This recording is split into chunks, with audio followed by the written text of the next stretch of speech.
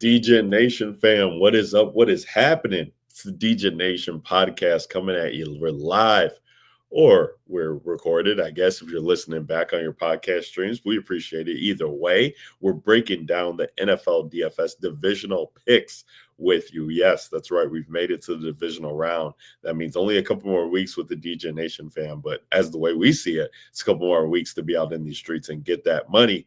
Ryan Williams here at Ryan Alexander _W is where you can find me on Twitter and X. Joined as always by my co-host, usual suspect, the godfather of TFA himself, Mr. Kevin Steele at Fantasy Rap 13. Kev, I don't know how you're feeling, but I'm feeling mighty fine with 18 at the helm. Best game that I've ever been to. The Bears beating the Packers. And that was my Super Bowl, Kev. I don't know. I mean, I know they're still playing. I know they still got something to play for. We got that Sunday night late hammer. That's going to be fun to talk about. But that I'm just now getting my voice back, Kev. I think we talked about it. Never in a million years did I expect to experience that game in the function that I did. But the cardiac bears, as they call them, they just keep doing it. So yeah, I mean, in the DFS streets, not so much. It was very low on Puka, was very low on Christian McCaffrey, as I kind of alluded to on the show, and tried to get creative elsewhere.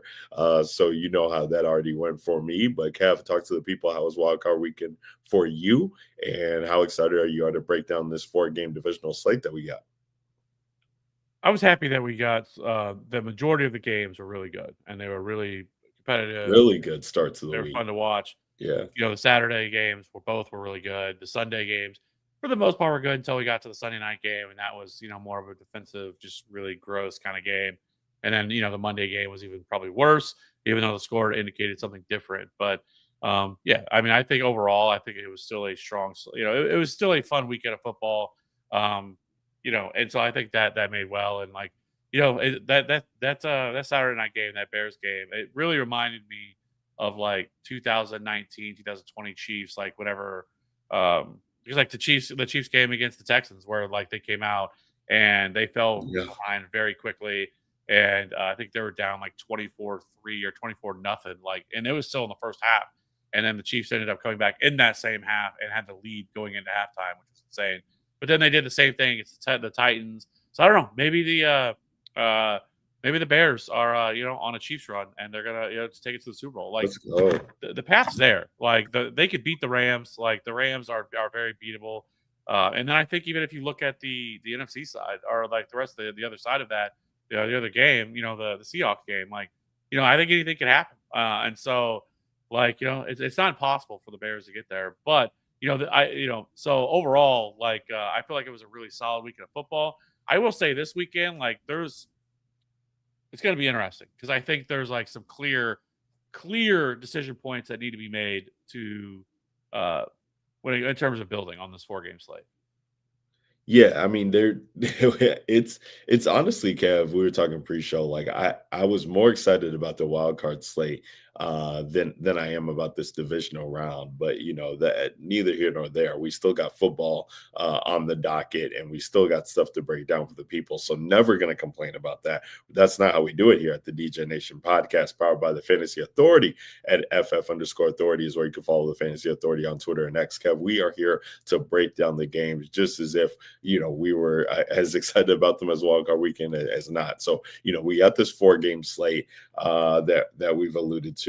I do kind of like how it's structured this week, Kev. We had the Rams and everybody wanting to target their offense right on the early part of the slate last week on the Saturday night opener or afternoon opener against the Carolina Panthers. Now we have that as the late slate against the Chicago Bears, a game which I think we can decently expect that ownership will come in on, right, the way that these first 3 games set up.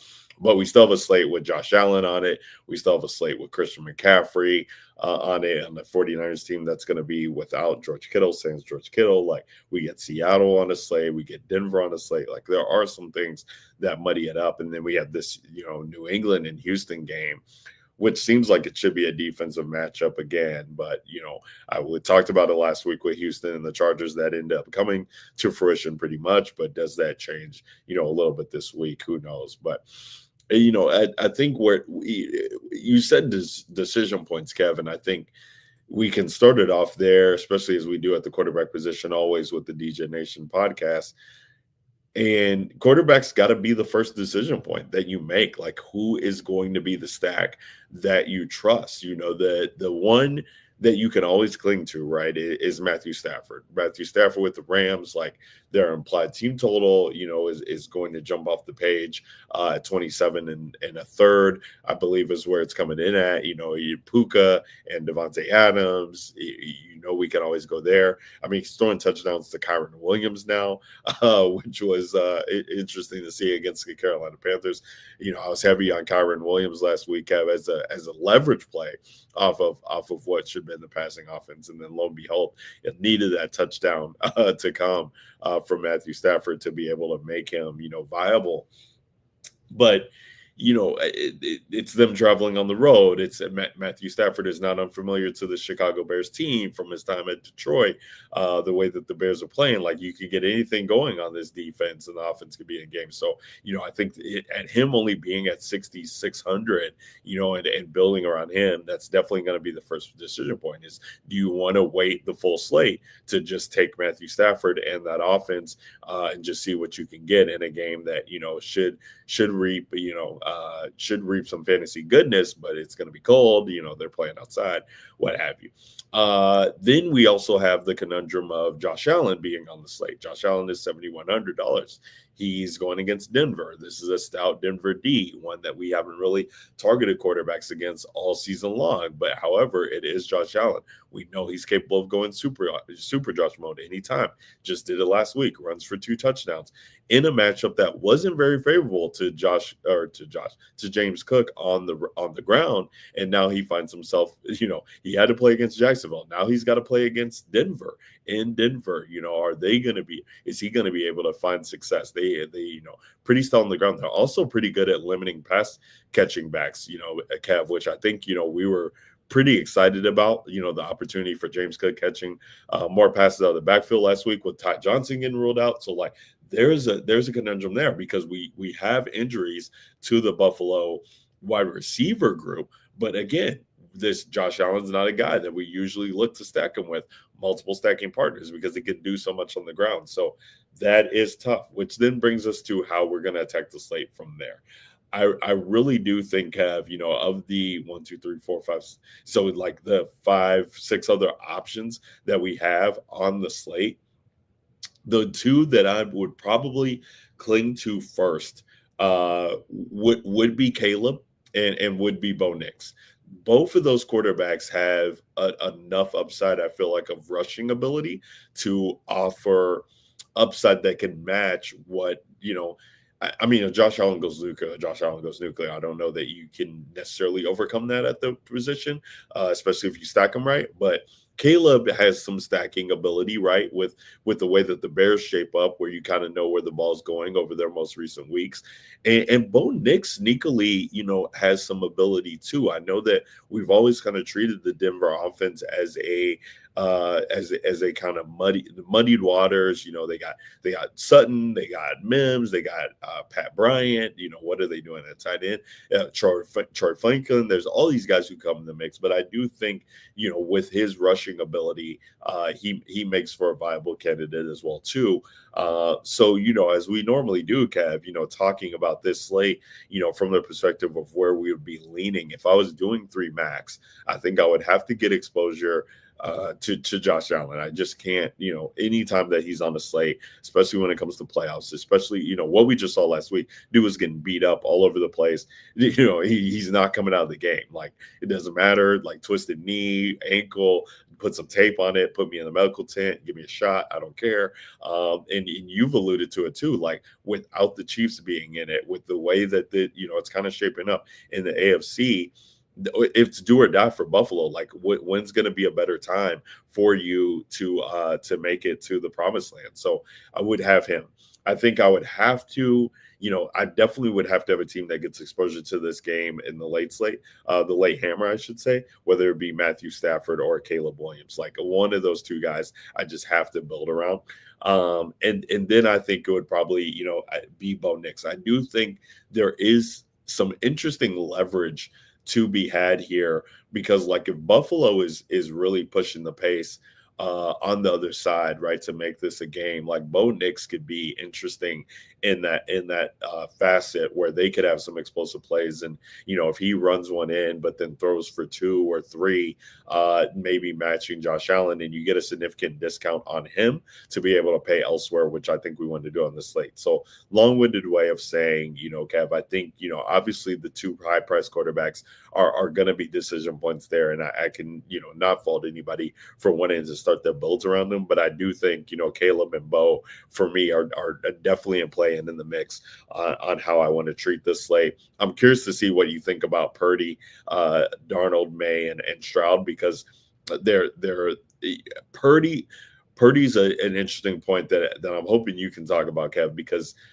with the way that things shape up, it's a more condensed offense, so maybe you do get there. But I do trust the Seattle D, enough. I think that Purdy's kind of struggled against McDonald defenses in the past. It's been written about.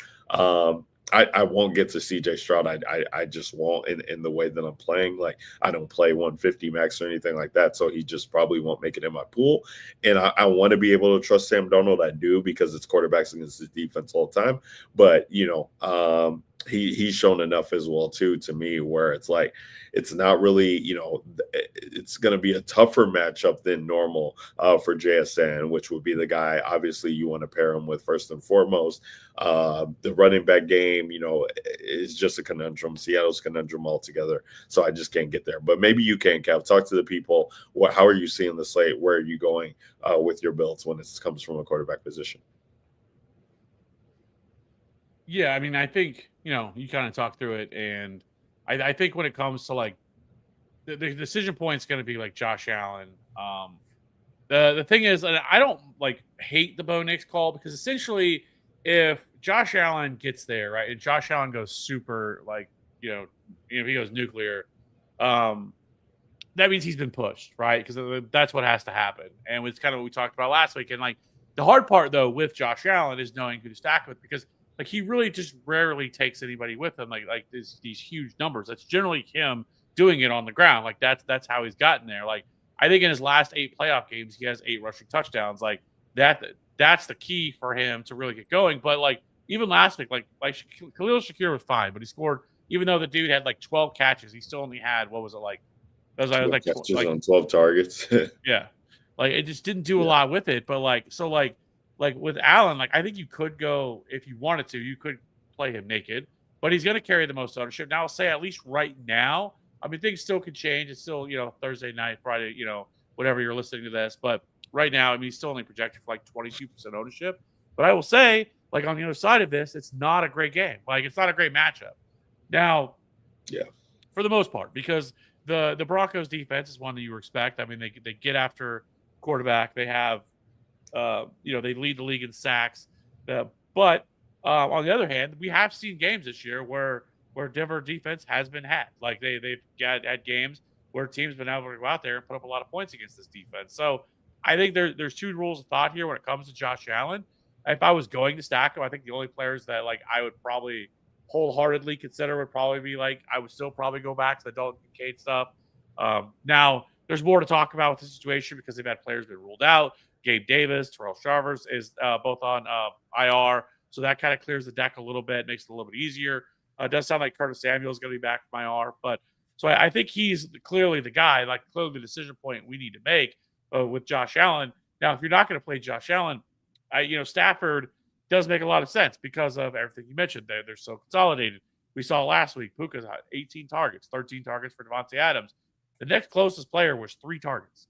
Like, it is insane how consolidated this team is with the way they do things. And this is one of the few matchups that's like an elite matchup, right? Because we have a ton of really good defenses, on this weekend. The Bills defense, their secondary is still one of the best in the league. Like, they still do a very good job limiting opposing quarterbacks. You have the Patriots defense. So now, when it was looking like it was going to be Christian Gonzalez out, like it looks a little bit better, but Christian Gonzalez somehow miraculously makes it back, in the week after, getting knocked out with concussion Sunday night. But he's going to be back at full practice in today. So that defense is going to be at full strength. Then you also have in that same game that Nico Collins is going to be out for the Texans, and so that limits things a little bit. But that game feels very much like the Chargers and Patriots game, where it's going to be really low scoring. I don't expect it to be a lot of points scored there. Now the other game you have is the San Francisco Seattle game. Well, we've seen this game 2 weeks ago, and San Francisco did absolutely nothing in that game. They held them to, I think, 3 points. Now the thing to monitor, because I do think Sam Darnold would have been interesting, is that Sam Darnold pops up on injury report today with an oblique injury, and he's questionable to play. Now, it does sound like he's probably going to play, but we would get Drew Lock if we didn't. But he's 4K. I'd probably throw him in there, to be honest. Now, and one positive news, though, is that Fred Warner is going to be out. It looked like he was going to be back. They ruled him out. And so, things do look good for the Seattle offense. But again, I don't love the game environment. So really, it comes down to this Chicago game, the Chicago and Rams game. But I'll say early ownership right now, when you look at it, it's not coming in heavy on this game. You have in terms of the quarterbacks, or the top guys. Puka is there, he's 50, almost 60% looking like ownership, which makes sense. But past that, it's because you have JSN, you have JSN, who's heavily up there. Puka is heavily owned. Christian McCaffrey is heavily owned. RJ Harvey's really highly owned. Are going to be up there. And so you really have to go down a lot to get down to this next part of this game. And so I do think this game may not carry the ownership that we're expecting. The only question is, though, with Caleb Williams, is it going to take him until the fourth quarter to get going? It might, maybe the third, who knows, Kev? But yeah, it's tough, it's, and what becomes tough with him, as you break it down, is okay, Rome's back. It's the second game of him being healthy.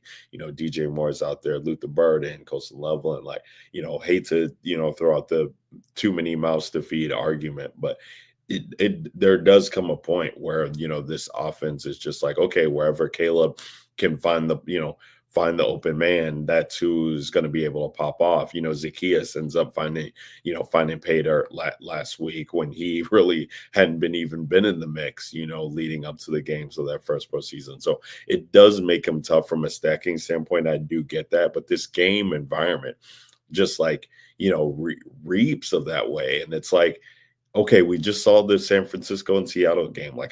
Even with it being consolidated, how often or not do we expect Brock Purdy to pop off at 5,600, compared to just 500 more for Caleb? Drake May, against Houston, how much is he going to be relied on? Although he does become interesting because he does have a little bit of rushing upside, but at home, I could feel like they could just get into, a real slugfest here with the way these defenses both set up. So yeah, it's Sam Darnold's the interesting one. Does he, show out a little bit better than what his last playoff performance was when, he was trying to carry the Vikings to, the land, promised land and heights where they hadn't been in a while. And he just goes out there and just lays a complete duck, even with this San Francisco defense that's been one that we've attacked, so many times, that, you still need him to show up. And it's do you want to bake on that? He's only 5,400. I do expect him to really pop in projection models and systems, but, I think there's for only $400 more, I'm going to go to Bo Nix more often than not in that regard. I do think that, especially, so Jordan Poyer is going to be out for the Bills. I think there's a couple of the injuries that they're dealing with on the defensive side, and the way that Trevor Lawrence was able to make things happen against his defense, Bo Nix in a home game. I want to see it. I think that people could be sleeping on Bo. We've had some exciting games from him, at home. I like his stacking partners.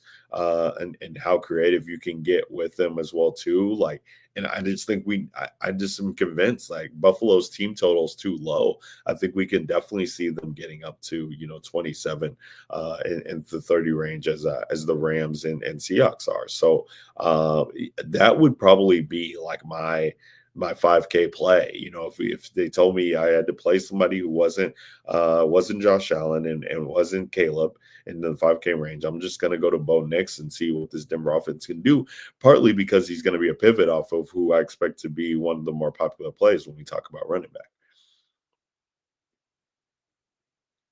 I don't hate it. I mean, I will say that for the most part this year, the Bills have done a really good job of limiting opposing quarterbacks.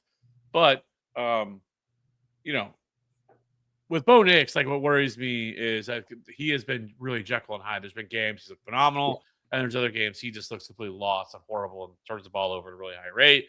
So, like, and this is obviously a big test for them. Obviously, being at home, number 1 seed, and so like I don't hate Bo Nix. Like he actually is the 4th highest projected quarterback on this slate. He's not too far behind the others. Like there's not a huge like clear cut. Like even Josh Allen right now in a lot of projection models, he's number 1, but like not by a lot. Like it's not like he is just far and away ahead of everybody else. Matthew Stafford is 2. Now this, Drake May and then Bo Nix is right there. And then Caleb Williams isn't too far behind. And then there's kind of a drop off to Sam Darnold, Brock Purdy, and CJ Stroud.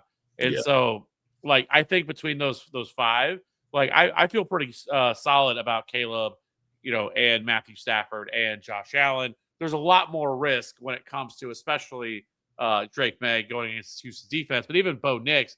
But with the thing you love about Bo Nix is his rushing ability. He can do that. He can bring that to the table. It is at home, so I think that's also a plus. And he's not going to carry as much ownership as some of these other quarterbacks are. Now, I will say also Caleb Williams, I think, is very interesting because he provides a lot of that. And really, like, I think if you're just simply talking about matchups, like these 2 defenses are ones that can be had. The Rams and the Bears. Like, I would probably be more surprised if this game didn't shoot out versus if it, because of like I think both of these defenses, we saw it last week. Jordan Love absolutely carved this Bears defense up, 330 passing yards, 4 touchdowns, and just it's absolutely annihilated that defense.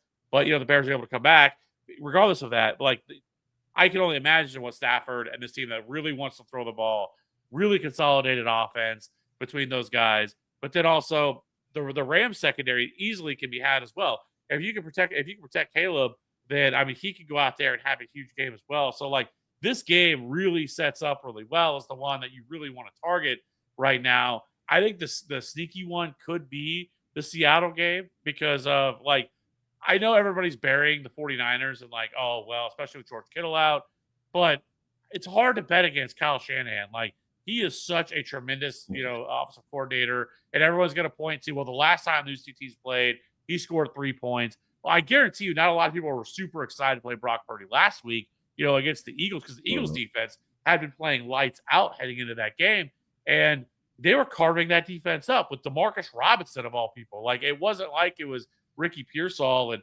Brandon Ayuk and all the guys they have. Like it was Demarcus Robinson out there killing this team.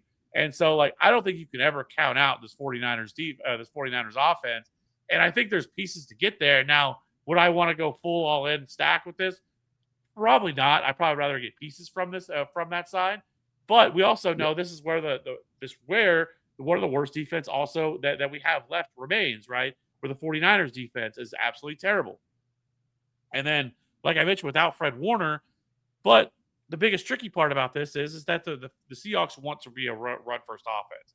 They're probably not going to open things up unless they get pushed. And if they get pushed, then that means I think where I would rather be on the Brock Purdy side if that were to happen. To be honest with you, because that's the only way that Darnold would even be coming to people's minds of being that guy.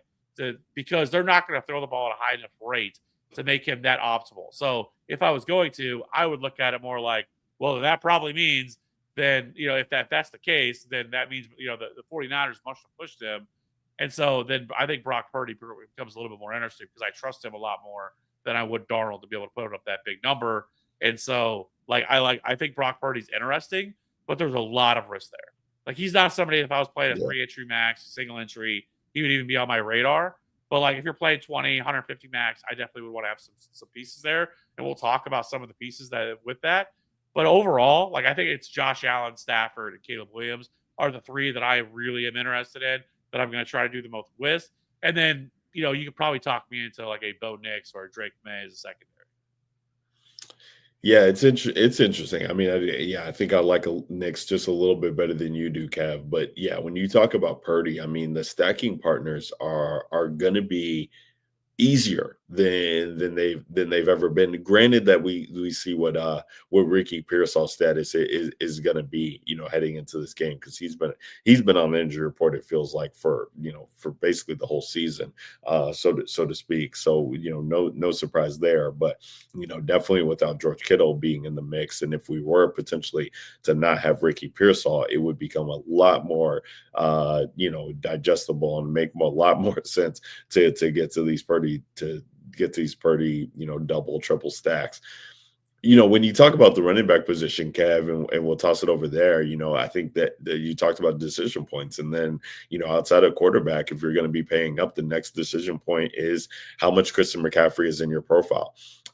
This guy comes in, he's 8,800 this week, in a matchup last week where, Vic Fangio defense, like, probably one of the more stout defenses that you're going to see. And now we have a Mike McDaniel defense that does shape up well on paper, but does it even matter on paper when we're talking about Christian McCaffrey, the Swiss Army knife? Like, the dude is just built for these games and these situations. I know a lot's been made about, the Kittle injury, and I think the practice facility, in Santa Clara is under some scrutiny based on, like, the way things are shaped up, and do players want to go there because they're on a whatever. I'm not going to know the scientific term, but it seems like a lot more injuries than not are happening based off of where they are geographically. So, if something happens to Christian McCaffrey in this game, like, I guess we could take that for what it is. But as it currently stands right now, like, he could really be just like a slam dunk play, Cav, when you're talking about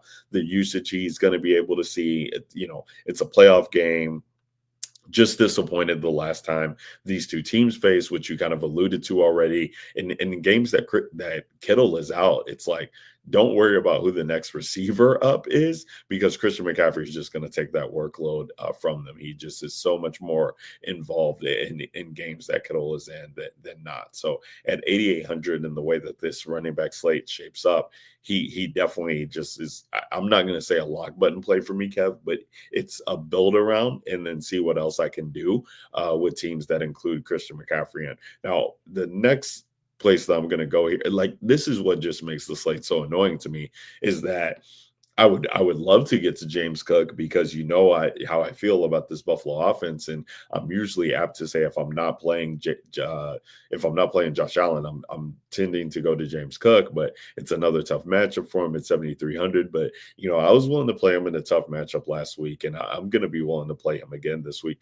especially if we don't have Ty Johnson yet again. I think that his workload it is viable. I think that while his floor is a little bit low, I think he does offer ceiling in a game that they could, control. Do we get Bo Nix to create some short fields, throwing interceptions, and maybe that becomes, ability to get James Cook going? There were some chances that he got in the red zone last week with Jacksonville. They just didn't come to fruition, and he only put up, 7 points, something points, under 8 points last week. So people could be off of him.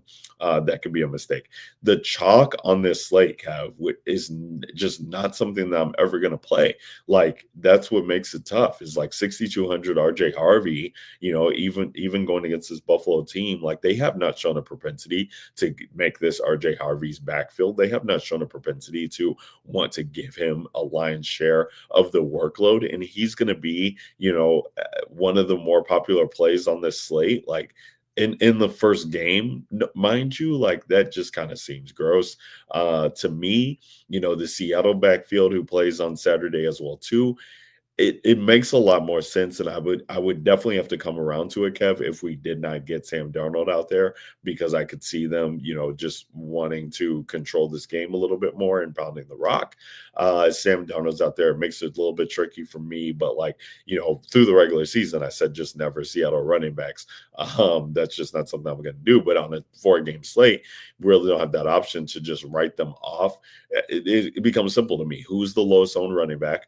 And I'll go that way. Like if Zach Charbonnet is going to be significantly more less owned than Kenneth Walker. Kenneth Walker needs big plays. And not to say that he can't get there, especially against his defense. No, for Fred Warner, like, yeah, he could take one to the house, but the red zone role belongs to Zach Charbonnet. And I'm going to just play him, more often than not, if you give me the options between the two. Because of that, at only 5,300, he's $200 less. The ownership discrepancy just doesn't really match up. So that's where I'm going. I liked Kyron last week because he provided a little bit of a leverage play, a lot of it actually off of the passing game, with it being the late hammer. Not sure if I'll get around to that as well. It kind of felt like I got bailed out with that touchdown, and I'll just take that for what it is. DeAndre Swift is a little bit interesting to me. You saw Chuba Hubbard actually be the one to get most of the work for the Panthers last week, as opposed to Dowdle, but definitely found ways to get the running game going. Dave Canales, that is, against this team. And this is, a script here where, Sean McVay's got the work cut out for him. Do you want Caleb to be able to get loose, or do you just try and let this team find other ways to beat him? And I could feel like, Ben Johnson could lean on the run a little bit more to be able to free up these opportunities for Caleb. He's 6K. I think he provides one of the more leveraged spots, on the slate in the game where we're expecting points to be had. I think that, we could get there with DeAndre Swift and not have any guests on the pass game. So, for me, I think it starts with McCaffrey. I'm probably going to have some interest in Charbonnet as leverage on Kenneth Walker. Probably won't be a 2 pay up running back for me. So I don't know if I'll get to McCaffrey and Cook on main team, but I want to keep Cook in the mix, and then I also want to keep Swift in the mix. So I think it's going to be a pay up and pay down at the 2 running back spots for me. But what say you with the running back position, Kevin? Where are you looking at doing this week? Yeah, I mean, it's hard to ignore Christian McCaffrey, but it's a decision point that's going to have to be made because, like, you really can't fit like McCaffrey, Puka, and JSN all in a lineup. Like without like just going complete stars and scrubs. To be able to make that work, to be able to make like a good solid lineup, I think.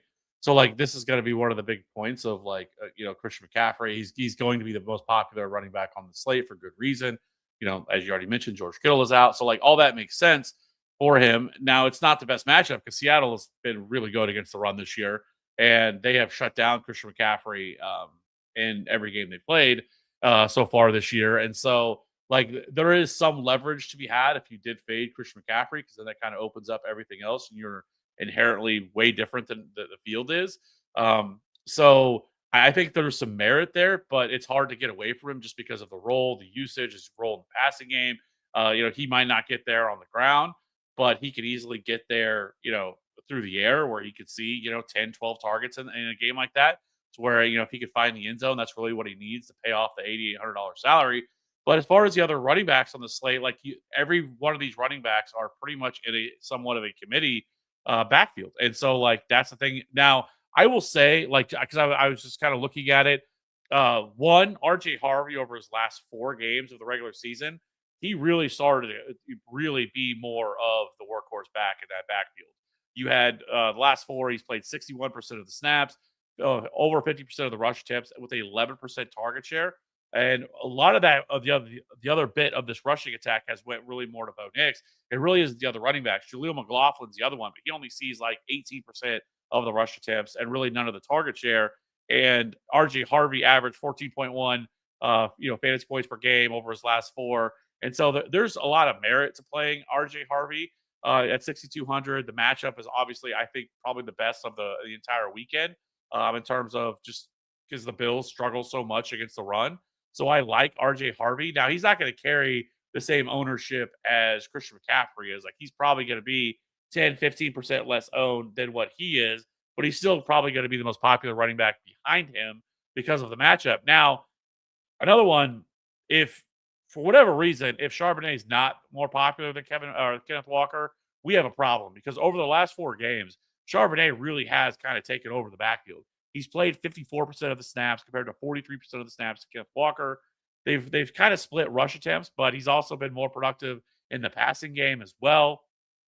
And he's averaged 16.4 DraftKings points per game compared to just 13.3 for Kenneth Walker. So he's been the better running back. We know he's going to get the goal line work. We don't have to worry about that. So if that situation comes, he's going to be the guy that's going to be able to score more touchdowns. Where Kenneth Walker is going to have to break off a 40, 50-yard rushing touchdown. Can he do it? Sure. Like we know that's what he is.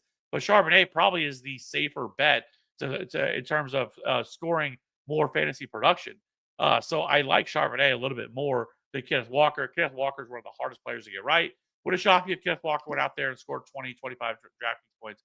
No. It's happened this year, but he's the most frustrating player on this entire slate to try to get right. I think past that, you look at the Rams situation, same thing. It's very much a little bit more of a split. The wild card game, it became even more of a much closer of a split where the snaps pretty much stayed the same. But, Kyron went from, 52% of the rush attempts down to 44% of the rush attempts last week. We saw Corum have 40% of the rush attempts last week. So it's getting a little bit closer there. So touchdown variance is going to be huge for him. Woody Marks in this Houston game. He's probably one of the more true workhorse backs that we have on this slate.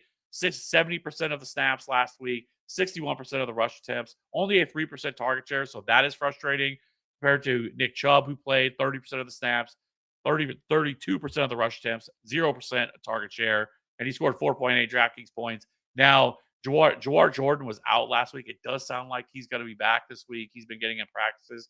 So I don't know if, what we saw late in the year where Jordan pretty much took the job away from Chubb, if that's a possibility here. But the Patriots, now that they have Milton Williams back, I think this defense is a little bit better against the run. But Woody Marks, could be somebody we look at who is not really getting much ownership at all. And I think he's projected just around the same as a lot of these other guys. And some of the projections I've seen has him highly more projected than Kenneth Walker. So I think Woody Marks is kind of an interesting play, $5,900. I think there's some merit to play him. And then the other one is Ramondre Stevenson. Ramondre has taken over this backfield.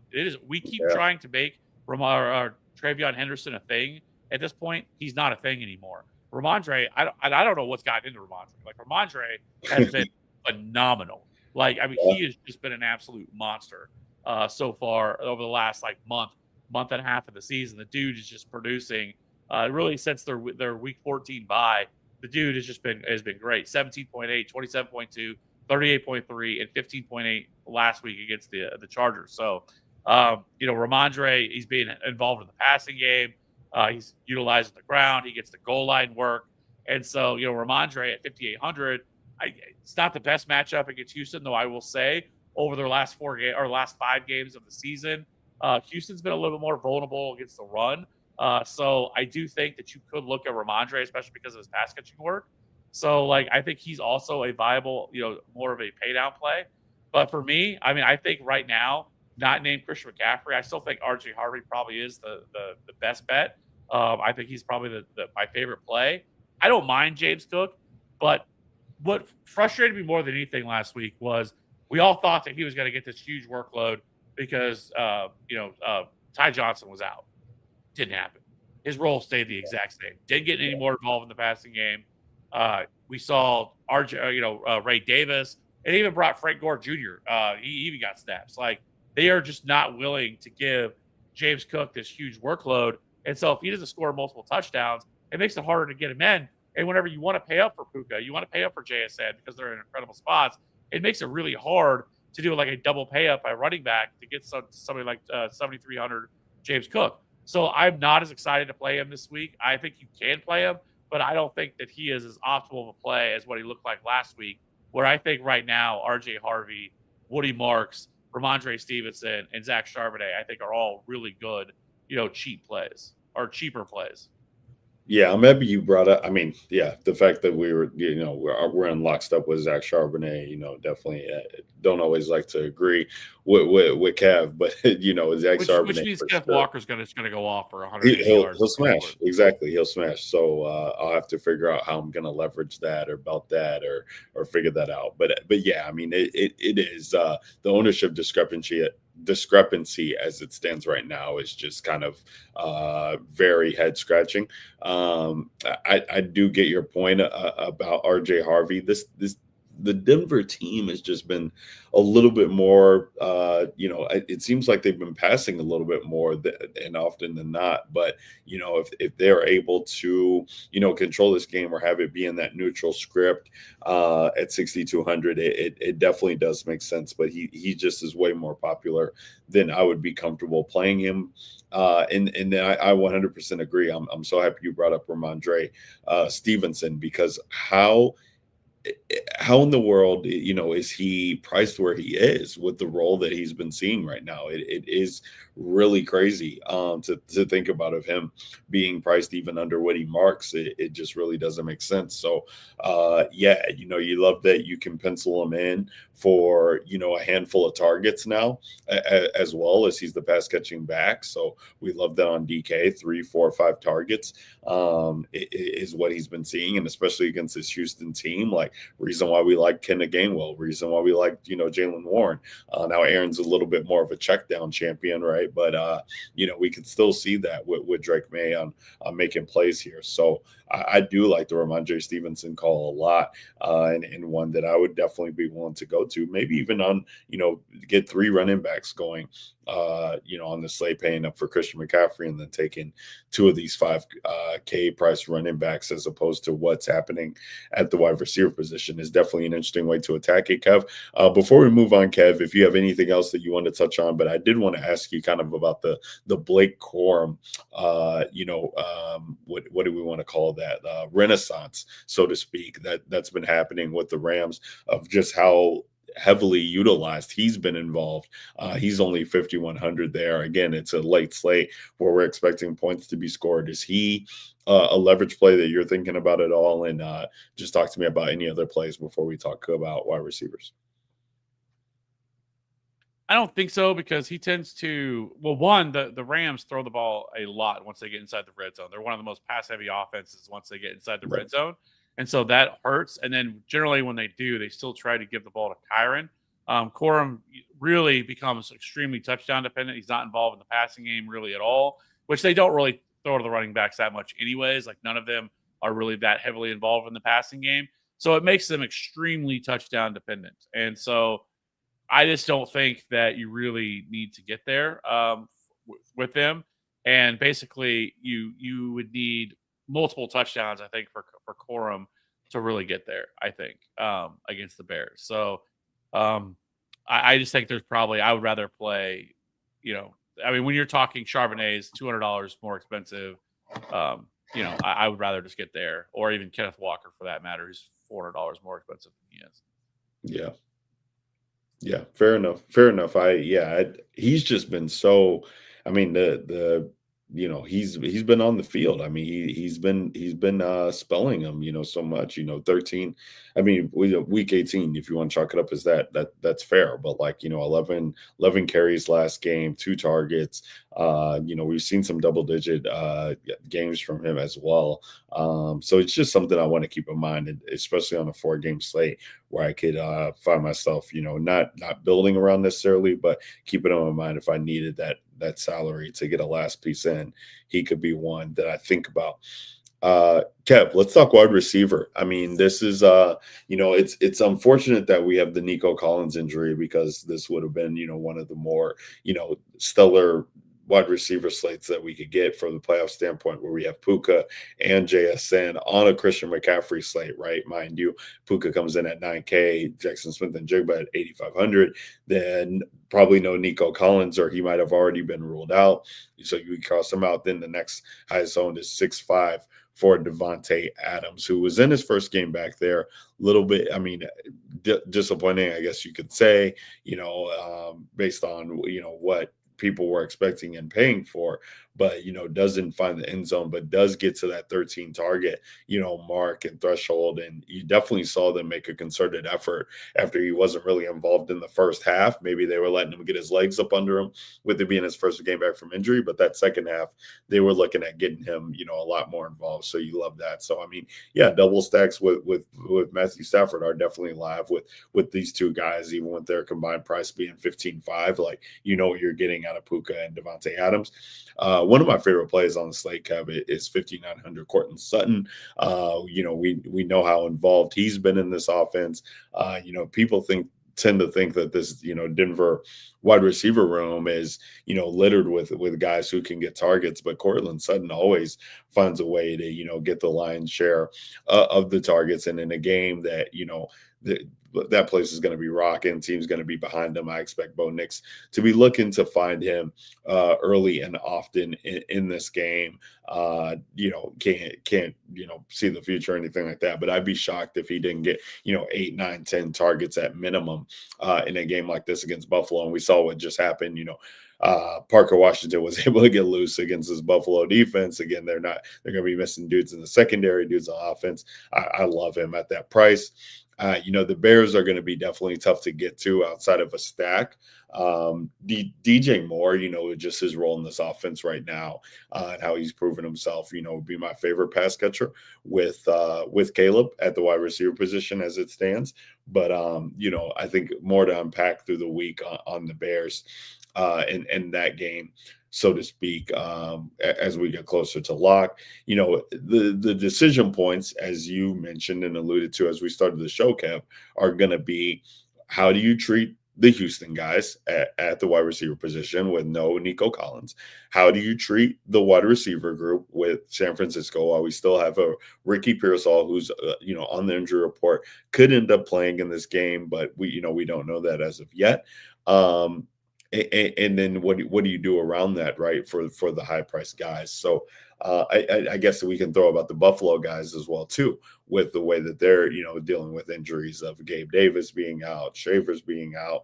That definitely makes it more makes these cheap guys more in play.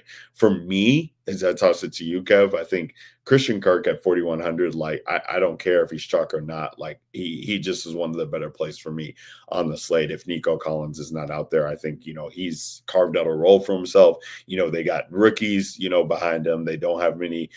I guess we can talk about tight end and where that shapes up. But as far as the wide receiver room goes, and Christian Kirk, we've seen in the past, kind of, I don't want to say be a target hog necessarily, but he's had some games, and he's showed a propensity to do some things at 4,100. You're fine with that price tag. 4,400, Demarcus Robinson, he's priced all the way up based on what he was able to do last week, which was absolutely breaking the slate if people played him. No Pearsall expected for being baked into that price. Don't know if I would get there necessarily, but just wanted to bring him up. I think, Keon Coleman is one who I'm going to be thinking about, especially on my Josh Allen teams. He, I have no idea what went on with him earlier in the season, where he, the team, he was late to team meetings and being, a healthy scratch. And, is he going to even be on the roster come playoff time? So there's a lot that goes into that and a lot to unpack. But if this wide receiver room is just so thin, I think we have to definitely talk about, Keon Coleman being in the mix. And then, I guess they priced him up a little bit, but 4K Brandon Cooks, he's one I guess we can trust. Like, there's no issues there.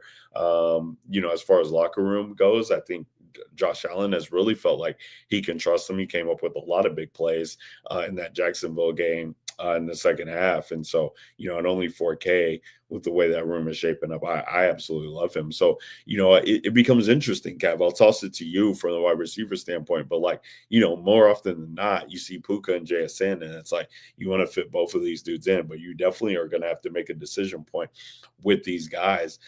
I think for me, like, Puka is for sure the one who I'd put in my lineups more. I get it with JSN. I love him absolutely as a player, and this is a home matchup. But like on a team that's expected to or implied to score score 4 touchdowns, and Puka is the catalyst there. And we saw just what happens.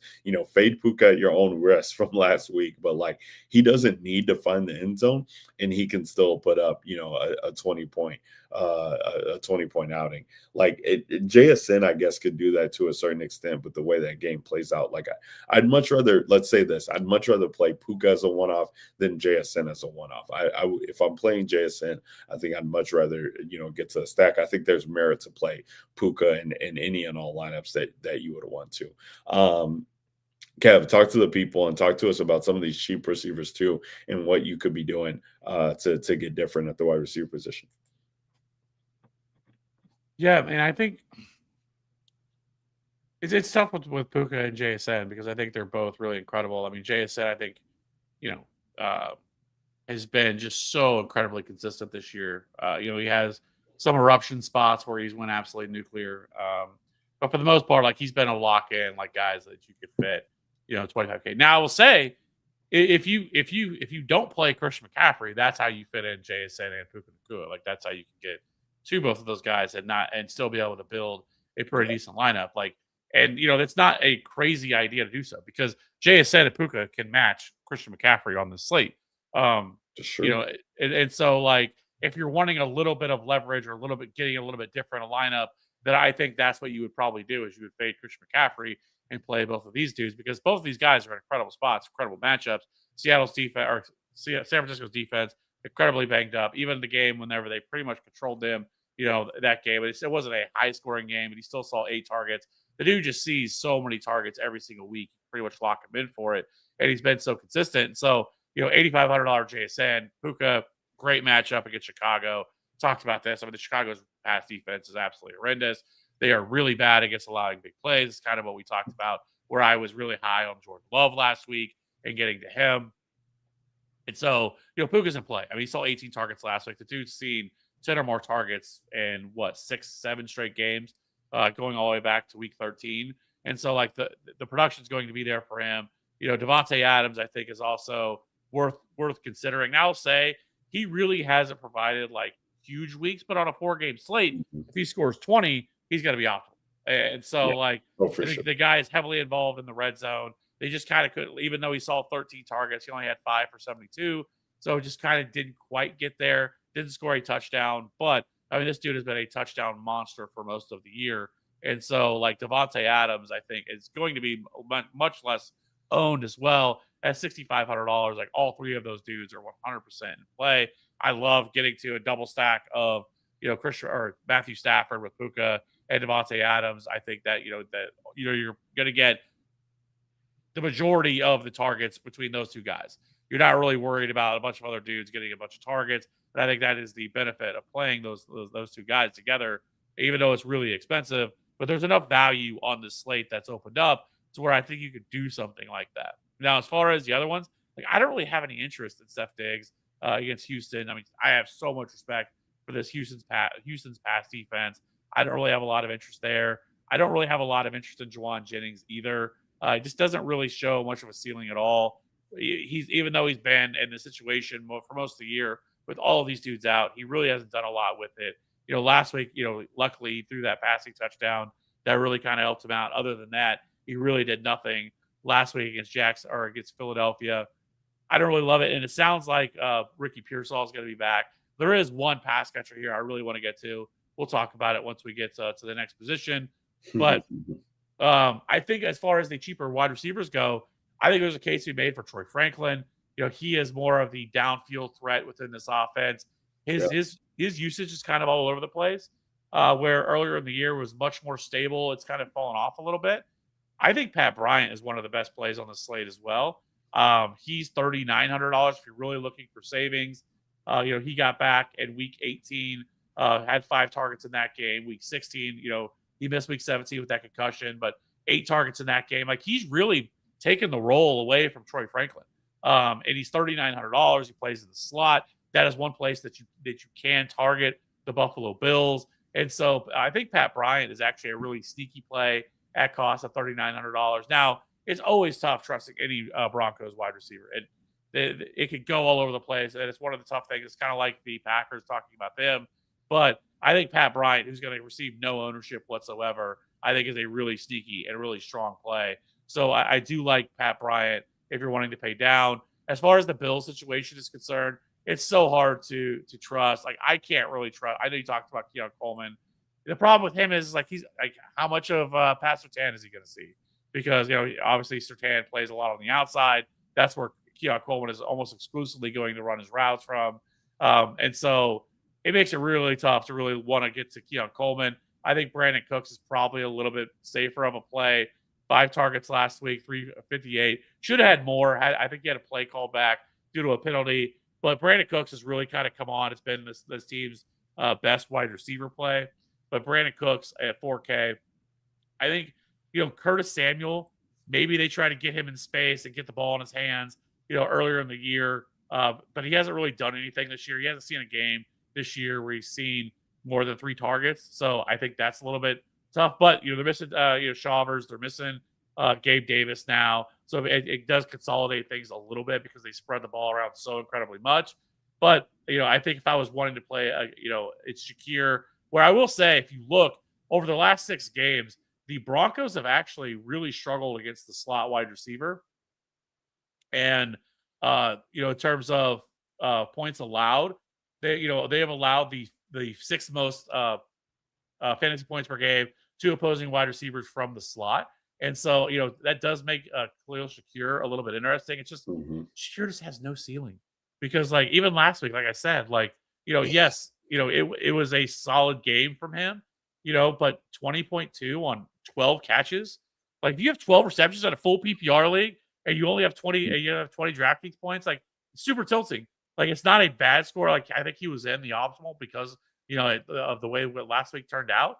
But at 5,100, like, I think that he is still certainly in play because another 12 targets is in the range of outcomes. Yeah, those are the type of things where it's like, okay, yeah, if this were a full slate, a main slate, as we normally break down, Kev, like, would we be wanting to play Chalk Shakir? Probably not. But on a slate like this one, a 4-game slate, that if he gets 20 points like that, you want that. And eh, can we predict touchdowns? We can't. Like, it's just how it is. But if he ends up catching one, you definitely could be in trouble for not having Shakir with the way this Buffalo group is shaping out. So that becomes the thing. It's always a tell for me. Like on Josh Allen teams, do I want Nick Shakir exposure? Of course I do, because of the way it shapes out. But am I going to play him as a one-off? Like, probably not at where his ownership comes in. I'd want the points to be directly correlated with Josh Allen in and of itself. Kev, Pratt Bryan is a good call. I agree there. I'm looking for ways for leverage on Denver in general, with not being as interested in RJ Harvey as the field seems to be. And he's been quietly coming into the mix with a decent floor that he's providing. Kind of taking over that secondary role in this offense. So I think he makes for an very interesting call to be able to double stack with. Wide receiver, I think it's for me, outside of I guess I'll get to Sutton on Bo Nix teams, probably Adams on Matthew Stafford teams from a double stack perspective. But like, I'm not going to have a lot of these guys priced between, Stephon Diggs and Jaden Higgins or DeMarcus, maybe even Shaheed. Like, I'm not going to have these guys as one-offs. Like, if I'm going one-offs, I'm going to go Christian Kirk. I'm going to go Brandon Cooks. Pat Bryant would probably be in that mix for me. Keon Coleman might even be in that mix for me. Not necessarily needing to play him because of his big playmaking ability with Josh Allen. He could probably get there, on his own necessarily. It makes for an interesting slate where I'm definitely looking at pay down more than pay up, more so than I usually am at the wide receiver position. Anything else, Kev, you got to touch on before we talk about tight ends? The only thing I was wanted to ask you about is this Bears situation, because last week we had Rome and Dudze come back, and actually Rome played more than what I was expecting. I know there was talk about him being limited, but he ran 70% of the routes. He was targeted 6 times, which was among the wide receivers, just behind DJ Moore, who saw 7 targets in that game. He ran 83% of the routes. And then, I mean, he ran more, and then Odunze ran more routes than Luther Burden, who still was pretty healthy, 62% route participation. Yeah. But then past that, like it kind of falls off. Like Olamide Zaccheaus was all the way down to 24%. Like it was pretty much those 3 guys. Obviously, Colson Loveland, not mentioned, his 15 targets that he saw. But like in terms of like if you're wanting to play Caleb Williams, I think if you're playing Caleb Williams, you're definitely wanting to stack him. Obviously, Colson Loveland. But like, are you wanting to bring any of these wide receivers with you? And if it is, like, do you have interest in like a Rome Odunze right now, who's getting no ownership whatsoever, or Luther Burton, who looks like the most popular one? But like, I mean, he's not. I mean, right now, I mean, Rome Odunze saw more targets, ran more routes and that was his first week back. Yeah, no, I think is that a product of the game, environment where it's like, shit hits the fan, we're backs against the wall, like we need to do something, and this is why, the guy is active to be able to be out there in high leverage situations to make plays for us. Because in the first half, it did look like he was definitely going to be on a significant pitch count, and it didn't matter what was going to happen. It was only going to come in there for certain packages, but this is a different week, and like again, they could find themselves needing him. I do think it's interesting, right? We get the $500 price discount on him too. He's $5,800 last week from injury. Now he's $5,300. He's only $100 more than DJ Moore. So I think he was in on some red zone packages there, which is interesting. Do those touchdowns go to Zaccheaus or the tight ends or what have you? Like I think you're kind of betting on that. I'm much rather apt to go to DJ Moore, with the stacking partner there. I do think that like they have found something with that rapport, as much as was talked about last year between Caleb and DJ, and then even the start of this year when Rome got going. Like I don't know if Ben got to him or what, but like you can just tell that like DJ Moore is the alpha that we thought he was going to be in this offense when they originally brought him in from Carolina. So he would by far be the first one that I would be apt to get in. I think Luther, at 4,700, he becomes interesting. I'd much rather, I probably would only play him on teams that I had Caleb Williams more than a one-off. He just scheme touches is what's in the range of outcomes for him. And I just don't know that, Rome Odunze being back allows for the volume to be there that you would want. But, he's a big play waiting to happen anytime he touches the ball. So, on stacks, that makes a ton of sense for me. But DJ's the one where I think you could, if you were playing the Matthew Stafford side and you said you wanted to bring him back, I think he'd be the first one that I'd go to. And then from stacking partner standpoint with Caleb, I think you could, mix and match some of these pieces, but DJ would be the first one. Yeah, I know it's a 1-game sample size, so it's hard to pull a lot from it. But I will say that Rome Odunze actually was like clearly the deep threat behind Colson Loveland. Because Loveland, who had 15 targets, let's keep that in mind, had 201 air yards last week, where Rome Odunze had 123 with a 20.5 average depth of target. So like he's clearly the deep threat, and also kind of looks like that he's also the red zone target here because he saw 2 end zone targets. Only other pass catcher that he saw an end zone target was Colson Loveland and Olamide Zaccheaus, who saw the one who scored that touchdown. But I think right now, Rome Odunze, if he's going to have that deep threat plus the red zone, like I think there's at least something to look at him, and he's carrying like no ownership right now. It's less than 10%. Oh no. Yeah, and I think people tried to talk themselves into it last week as being a play, and it didn't really, pay off in the way that they wanted to. So I think they'll be even more apt to fall off of him. But again, you get a $500 price discount. And it's one more week, right? It's one more week of him being healthy. Now he's seeing game time. He is dealing with the stress fracture. He has talked about it, how it's affecting him, but he's out there playing and wants to play, and he's still able to make plays. I mean, that catch was incredible. So, I think he could definitely have some merit on Caleb teams for sure. Let's talk about tight end, Kev, because tight end probably like outside of the quarterback position, like is one of my more favorite, leverage spots or decision point spots to talk about this week, because it's littered with plays. Like, honestly, it's kind of weird to kind of talk about with the names that we have on the slate, but like all these dudes I feel like have some merit to being in play. Colson Loveland is your highest price tight end at 5,500. What needs to be said? Like, this dude is just he's getting fed, the ball in this offense. Like, they're scheming up so much work for him, and he catches damn near everything. He's getting open. Like, yeah, I mean, 5,500, he's the highest price tight end. It's going to feel weird to get him into teams. I don't know how much optimizers will be getting there, Kev, based on the way the slate's shaping up, but I think he always has merit to be in play. Hunter Henry, yeah, he has his revenge touchdown last week, but he definitely has some merit in a rapport with Drake May. He's interesting. I mean, Dalton Kincaid, with the way this receiver is shaping out, like if you're playing Josh Allen, I think Kincaid has to be the first one into your lineups with just how much better Josh Allen's games are when he pops off, and who the catalyst is of that. Oh, it's Dalton Kincaid, Dalton Schultz, no Nico Collins, like 4,200. Just sign me up against New England. Like, I don't think anything else needs to be said. His target share is going to be there.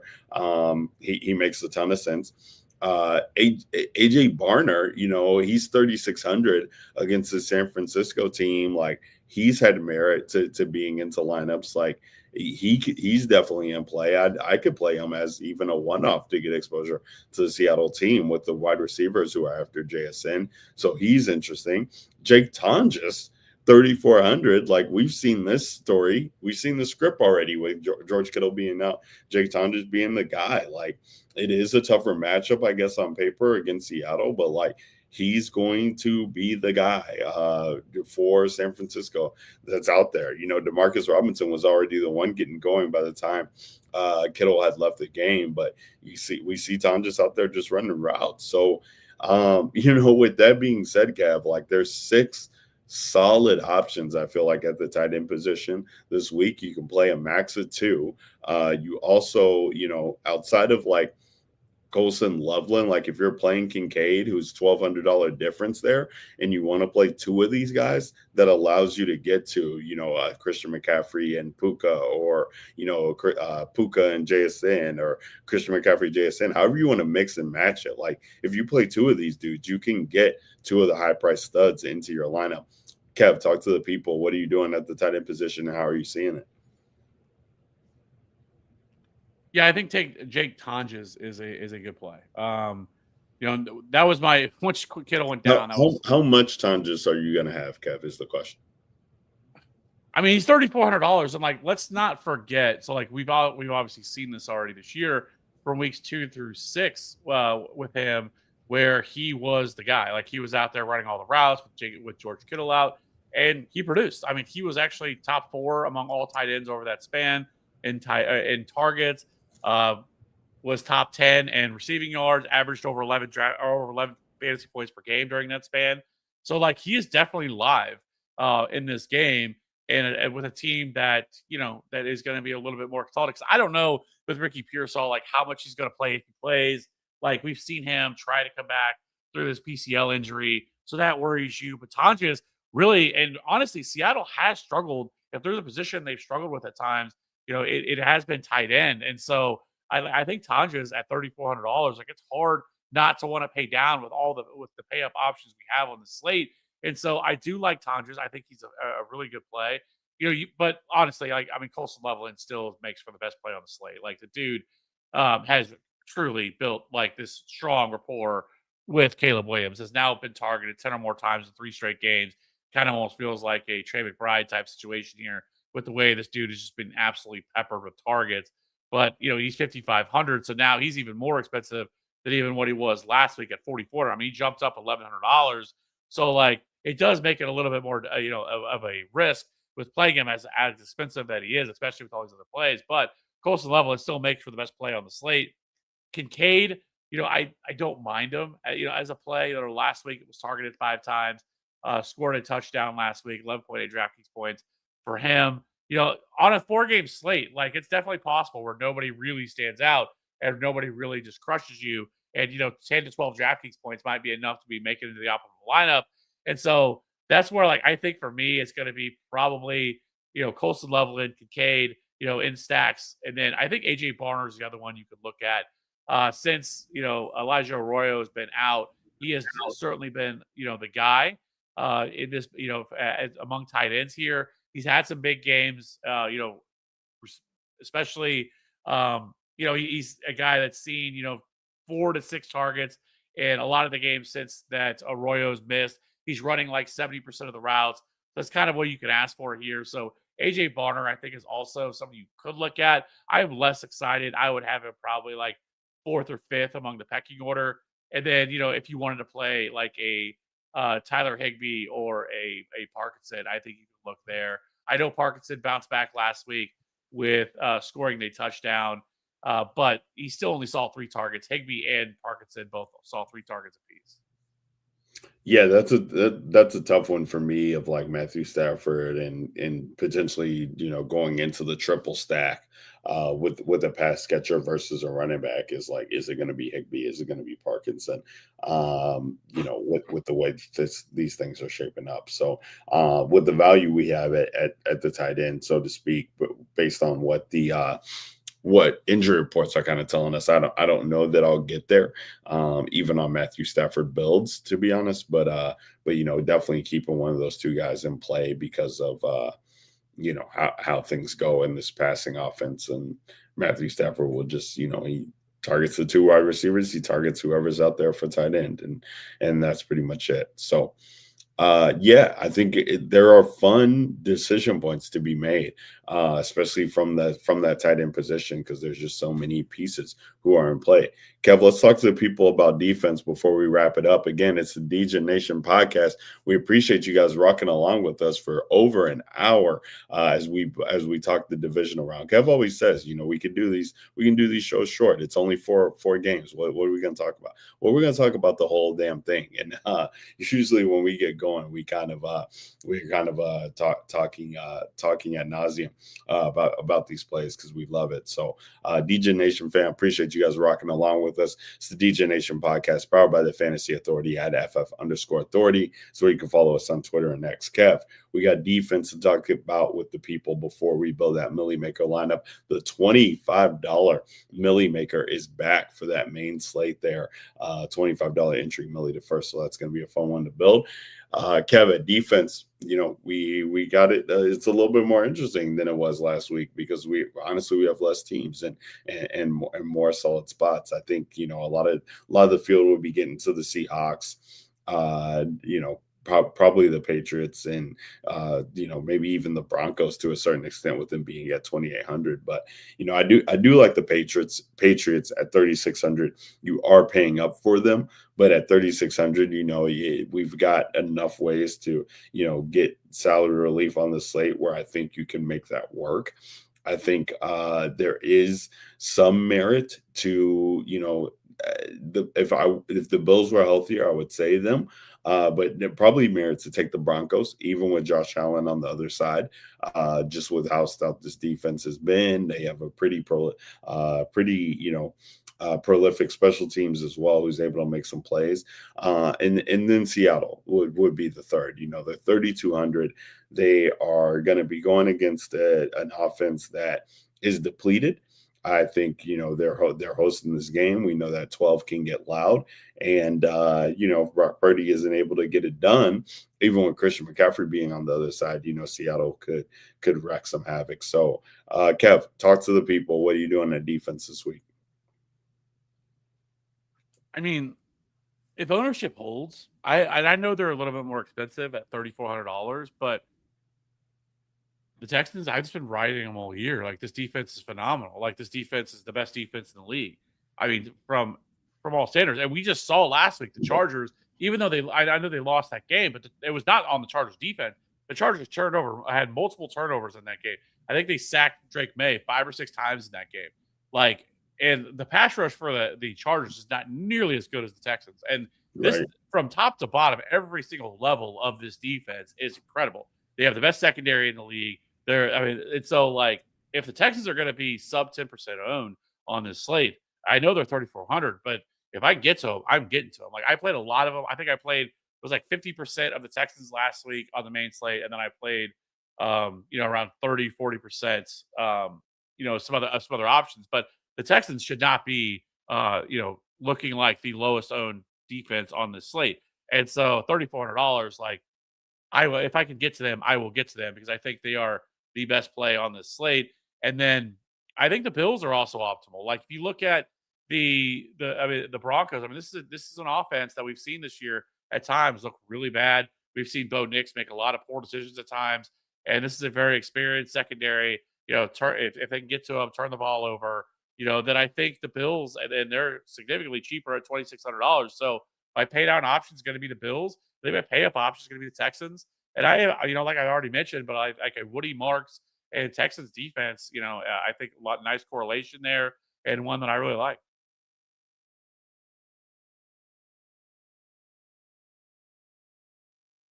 I think you're muted. Rookie mistake, but we'll try that again.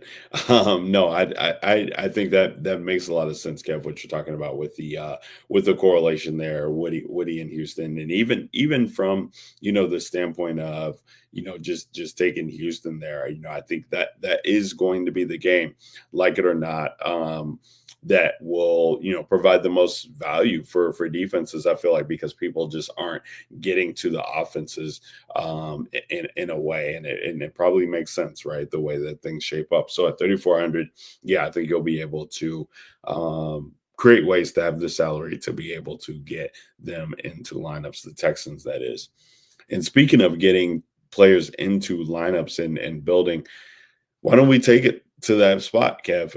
DJ Nation podcast. You know how we do it. We build a lineup every slate that we break down. We wouldn't be the DJ Nation podcast if we didn't do it. The 2.5 fantasy football million is on DraftKings for the 4-game slate. 1 million to first. It's a $25 entry. Kev, if you already know, I already got us into this contest and am willing to build this out and get things done for the people so that we can get money in these DFS streets. I'm going to start it off this week as you started off last week. And Kev, I'm actually going to go to the late slate, late hammer. I think he's one of the better plays, probably the best play on the slate, and that's Puka Nacua. Okay, so then that comes to the question where I think, like, are we going to go Caleb Williams or do we go Stafford? Yeah, and that question is solely up to you because I put the receiver in there. Are we stacking the receiver or are we using him as a bring back?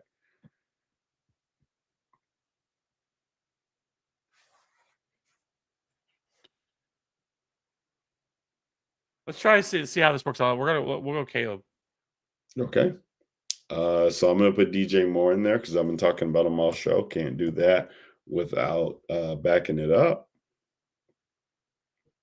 All right, well, I'm going to put Colson Loveland in too. Let's go. Now, I probably would want, I don't think it's necessary, but I think it gets interesting if we play another Ram. But let's look to see what we're doing at running back position. We're not crazy, hunting for salary, but I think we both liked him enough. I'm going to put Ramondre Stevenson in here at 5,800.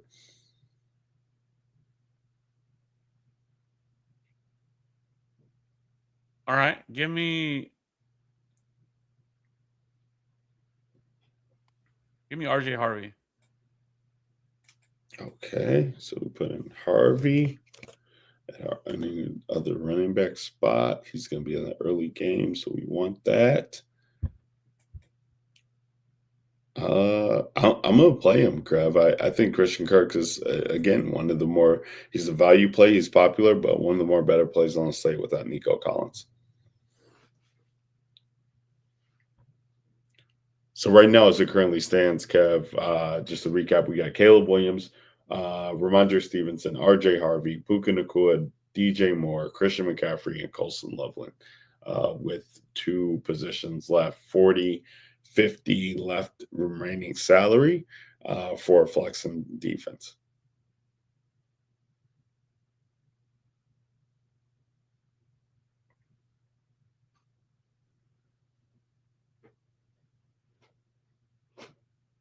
So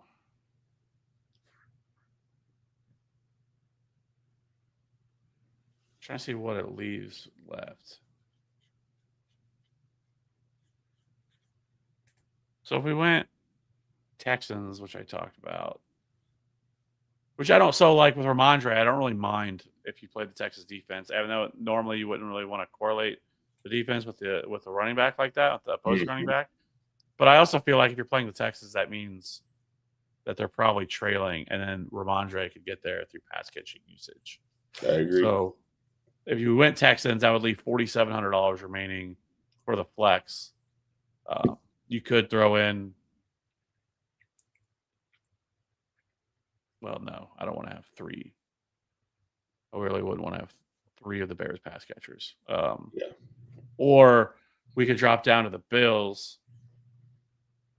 and that would leave $5,500, which that gets you to like Charbonnet, um, Well, really gets you to Kenneth Walker using or on Kenneth Tyler, Walker. He's right there too. We have just enough to get or to you Kenneth play Walker. Charbonnet.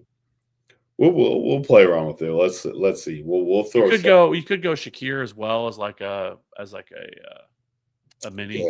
is the mini? Yeah, mini, but I just don't.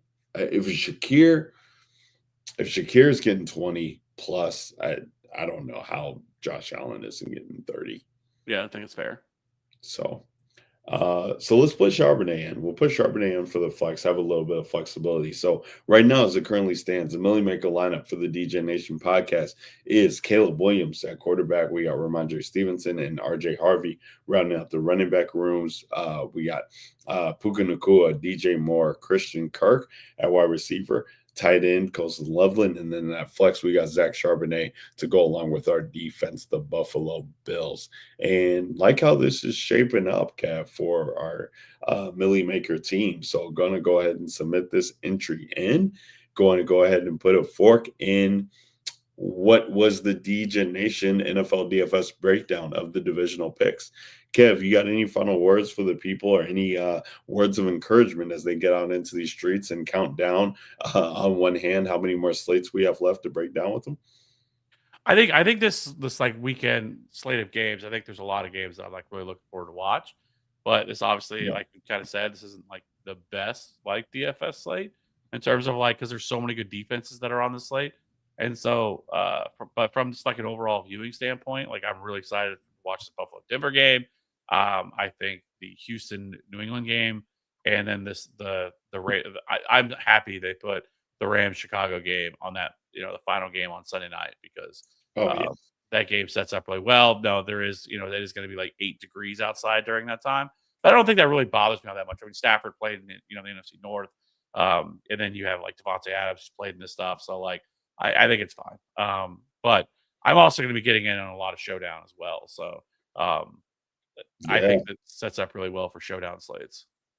Kev is all about the showdowns, and why play a fork gamer in the manner that you are when you can when you can play showdown slate for all of these games that are offered. You can create more slates than exist.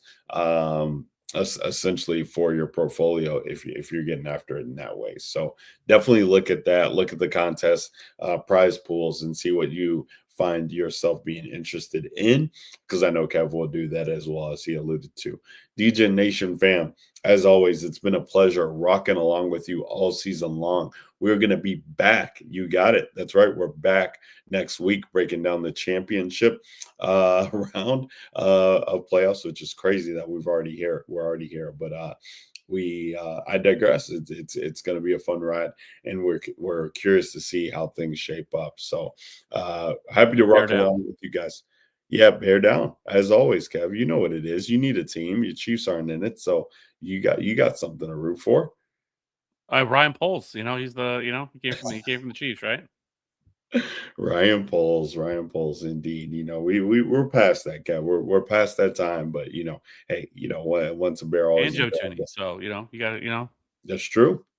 It's true. Joe Tooney as well too. We've had some Chiefs come through our Matt Nagy. We've had some Chiefs come Luther through Burden, Mizzou. over So the I years. mean, No. Move the burden is MIZ. Let's not get carried away. Not gonna claim Chiefs. Maybe Kansas City, but actually St. Louis, really.